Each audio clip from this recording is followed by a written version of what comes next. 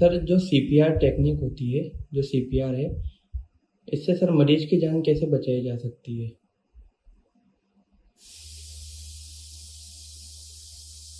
देखिए, सीपीआर जो है वो कार्डियो पल्मोनरी रिससिटेशन है। कार्डियो पल्मोनरी रिससिटेशन जो हम बोलते हैं वो एक इनिशियल वर्जन है। इसके बाद इसी की जो अलग अलग नाम आए उसमें एक सीसीपीआर आया, जिसमें कार्डियो सेरिब्रल पल्मोनरी रिससिटेशन आया। और उस जो अभी लेटेस्ट आया उसमें ब्रेन को ज्यादा तवज्जो दी गई है, तो उसको देते हुए सेरिब्रो कार्डियो पल्मोनरी रिससिटेशन इसका नाम हो गया है।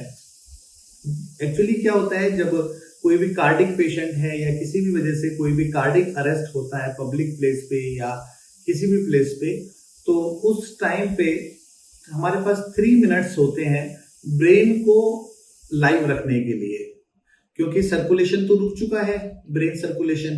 तो अगर 3 मिनट्स तक ब्रेन सर्कुलेशन रुका रहता है तो फिर ब्रेन डेड हो जाता है।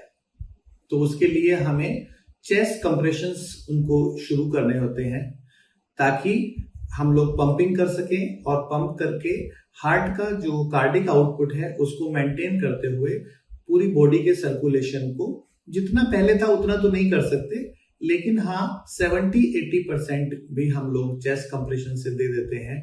तो उनका ब्रेन डेड होने से, जो उनके वाइटल्स ऑर्गन जो है उनके डेड होने से हम लोग रोक सकते हैं।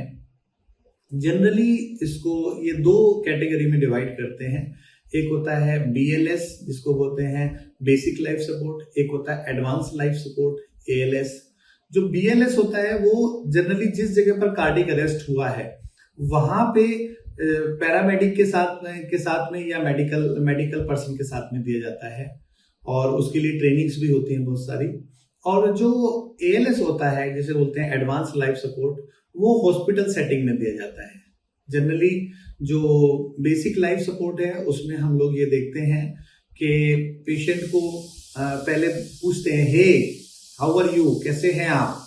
अगर पेशेंट रिस्पॉन्स नहीं करता है तो फिर फॉरेन बॉडी के लिए देखते हैं, कोई फॉरेन बॉडी तो नहीं फंसी हुई है उसके माउथ में जिसकी वजह से वो बोल नहीं पा रहा है, जिसकी वजह से चौक हो गया, जिसकी वजह से एयर नहीं जा पा रही है।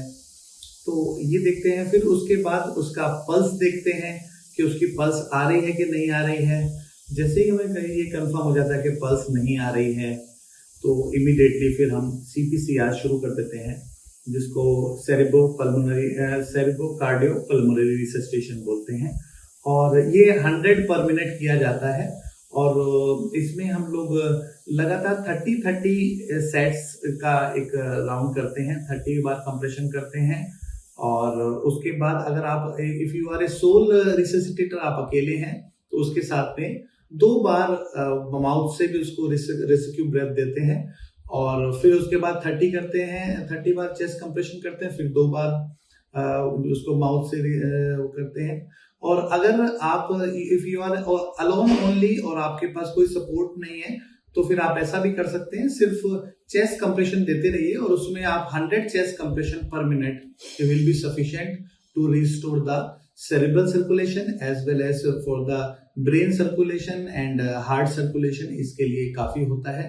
तो CPCR जो है वो एक जो लाइफ सेविंग वो सपोर्ट सिस्टम है, एक मैनुअर है CPR, जिससे हम जो है उसके वाइटल्स ऑर्गन्स को डैमेज होने से बचा सकते हैं और पेशेंट को भी जो है ब्लड सर्कुलेशन को रिस्टोर करके उसकी भी लाइफ को सेव कर सकते हैं।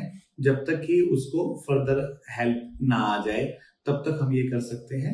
और इन द मीन वाइल हम लोग रेगुलर चेक भी करते रहते हैं इसके लिए कि भाई पल्स आई कि नहीं आई है, उसका रेस्पिरेटरी एफर्ट आया कि नहीं आया है, ये सब देते रहते हैं।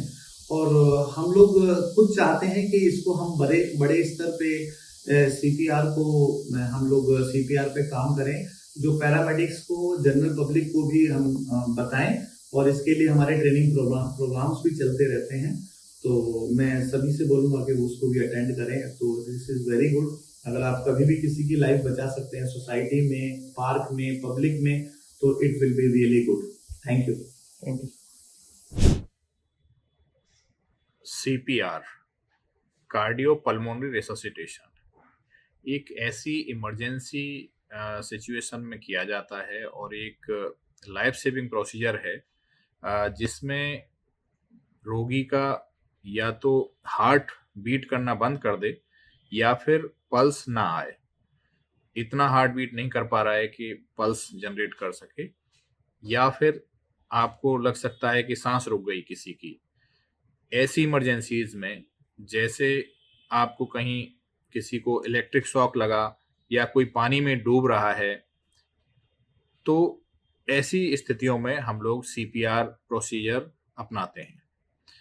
सीपीआर प्रोसीजर का मायने है कि चेस्ट पर हम लोग कंप्रेशंस देते हैं, काफ़ी तेजी से कंप्रेशंस देते हैं। इसको 100 से 120 कंप्रेशंस पर मिनट की स्पीड से ये कंप्रेशंस देते हैं और इंटरमिटेंटली बीच बीच में सांस भी देते हैं 30 कंप्रेशंस देने के बाद।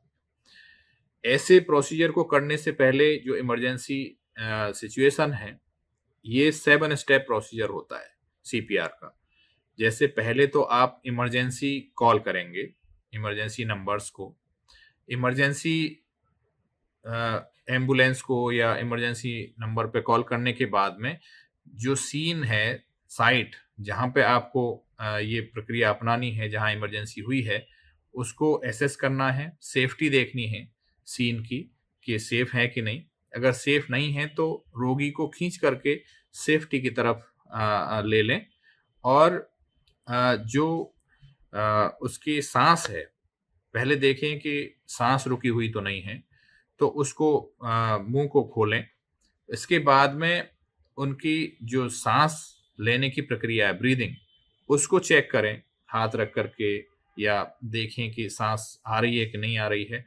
और यदि नहीं आ रही है तो बिना देरी के अपना ये हथेली यहाँ पे रख करके और दोनों हाथों से एक इस तरह से हम लोग बना करके और यहाँ पे हार्ट की तरफ कोई बीच में रख करके तेजी से कंप्रेशंस देना प्रारंभ करना चाहिए। इसमें जो रेशो है वो 30:2 का रेशो है। 30 कंप्रेशंस देंगे और 2 सांस उसको मुंह से अपने मुंह से मुंह लगा करके सांस देंगे 2। और ये जो साइकिल है, ये एक साइकिल हुआ और इसको रिपीट करते रहेंगे लगातार। तो ये एक सीपीआर की प्रक्रिया है जो एक लाइफ सेविंग तकनीक है। और जहाँ पे हार्ट अटैक की कंडीशन है या हार्ट बीट बंद कर चुका है या फिर पल्स जनरेट नहीं कर पा रहा है, एक कमजोर पल्स फील हो रही है, तो ऐसे में हम लोग सीपीआर कर सकते हैं। तो ये एक सीपीआर की प्रक्रिया है और ये एक लाइफ सेविंग प्रोसीजर हो सकता है अगर समय से कर दिया जाए। इसमें टाइम का बहुत महत्व है कि समय लैप्स नहीं होना चाहिए। जल्दी से जल्दी इमरजेंट प्रोसीजर है, इमरजेंसी में अगर ये अपनाया जाता है तो ये लाइफ सेविंग साबित हो सकता है।